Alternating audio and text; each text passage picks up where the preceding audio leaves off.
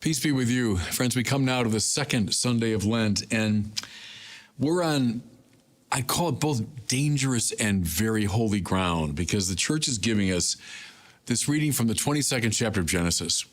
The ancient Israelites referred to it as the Akedah, which means the binding. It's the binding of Isaac. So he wasn't sacrificed, but Abraham was ready to sacrifice him. It's hard to imagine another text in the Old Testament that's more controversial, that stirred up more puzzlement and opposition. And I'm with Søren Kierkegaard, the great philosopher, who writes a book called Fear and Trembling, based upon this text. His point was, if you don't experience fear and trembling, having read this text, you have not been paying attention. If you read this in a kind of simplistic, moralizing way, or you pass it over because you've heard it 1,000 times, you're not coming to grips with it. So I want to spend a little time because it's naming something of absolute centrality in the spiritual life. Now, I think you remember the story. Listen, God put Abraham to the test. He called to him, Abraham. Here I am, he replied. Then God said, take your son Isaac, your only one, whom you love, and go to the land of Moriah, and there you shall offer him up as a holocaust. Now, fear and trembling. Why? Abraham, chosen by the Lord, he hears the voice of the Lord, follows him to the promised land, makes covenant with him, all of that. The Lord promises him through, a son of yours, you'll become the father of great nations, and, the descendants will be greater than the stars in the sky. All of that wonderful promise. Abraham ages, comes to the age of 99, and he said, well, Lord, how's this ever going to happen? And the Lord makes it happen. And Abraham and Sarah have this son, Isaac. I mean, any father loving his son, of course, but intensify it, because here's the son, this impossible son of his ancient old age. More to it, the son through whom the great promise of God would be fulfilled. I mean, could this child be any more important to Abraham? And so the same God who called him, the same God who made covenant with him, the same God who allowed for the birth of Isaac says, and notice please the language here as God speaks to Abraham, take your son Isaac. Well, as if that's not enough, what does he say? Your only one, whom you love. Rubbing it in, as it were, of how enormously important this child is to you. And I want you to, what? Can you imagine Abraham trying to take this in? What? To offer him up as a holocaust, that means a burnt offering on a height that I will point out to you. It's hard to imagine, just move into the psychological space of this scene, what it was like for Abraham to hear those words. So not only are we talking about an enormous personal crisis, this shockingly difficult family personal crisis, but it appears for all the world that God is at war with himself. There's a kind of metaphysical dimension to Abraham's suffering here. Because again, the same God who said, you're my man, I make a promise to you, I made a covenant with you, and this is the son through whom, and he's your only one. And now I want you to sacrifice that son to me. At the psychological level, undoubtedly at the physical level, at the familial level, even as I say, at the metaphysical and religious level. It's hard to imagine someone going through more of a crisis. So here's the question, and it's in the mind of everybody who's ever read this story. Why in the world would God do this? Now, the story has, if you want, a happy ending, right? Because Abraham, all right, he's willing to obey the Lord, and he walks with his son, and it's heartbreaking, right? Because the son carrying the instruments of the sacrifice, carrying the wood up the mountain. And the son, imagine you're a father of a young kid, and well, here we are, here's the place, and here's the wood for the sacrifice, but Father, where's the offering? What was going through Abraham's heart and mind at that point? And he says to him, God will provide. And then Akedah, the binding, he binds Isaac to the altar, raises the knife to kill him. I mean, he's completely willing to go through with it. And only then, right, does the angel stay his hand, and the Lord says, now I know, that you love and obey me. Can you forgive people, everyone, up and down the ages, from biblical times through Kierkegaard to our time, wondering, what are we dealing with here? This sounds like something rather monstrous is going on. Okay. What we should not do is psychologize this reading. What we should not do is see it in primarily these sort of subjective psychological terms. What we have here is something that you have a lot of in the Bible. And let me state it this way. The test, and remember that's how it begins. God put Abraham to the test. What's the test? Do you love God,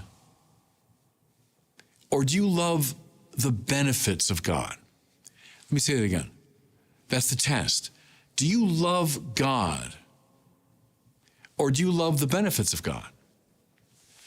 So God, provides benefits for us all the time. The fact that I exist, that I'm breathing, that I'm alive, that's all a gift of God. Whatever success I've had or whatever good things have happened to me, those are benefits that have come to me from God, and that's wonderful.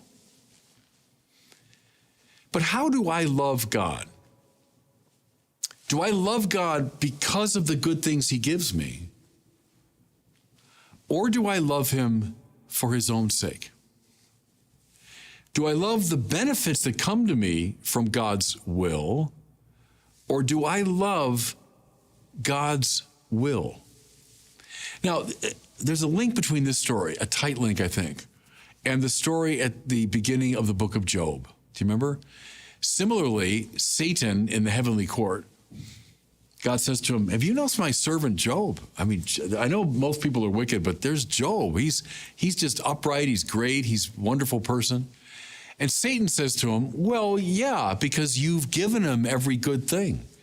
Job is successful, has a big family. He's got nothing but riches, and he's got fame, and he's well loved. Sure, Lord, you've given him all these benefits. And so a test happens. God gives Satan leave to take all of that away. And at the heart of the book of Job is Job saying, the Lord gives and the Lord takes away. Blessed be the name of the Lord. Does he complain? Yeah, and suffer? Yes, and that's all in the book of Job. But at the end of the day, Job witnesses to the fact that he loves not the benefits of God, but God. You see the same thing, everybody, in the spiritual tradition. Read someone like St. John of the Cross. When he talks about the dark night of the senses and the dark night of the spirit, he's not talking about depression. He's talking about the stripping away of all those benefits that come to us, to the body and to the soul. If I strip all those away, what am I left with but God in himself?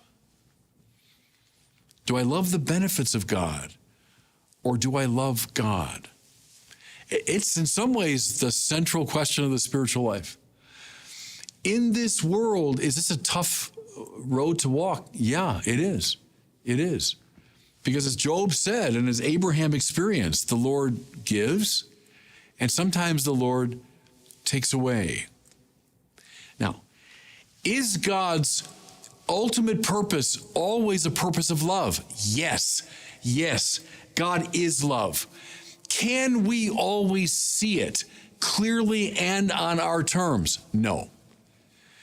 Does the love of God always correspond to benefits that I can immediately appreciate? No.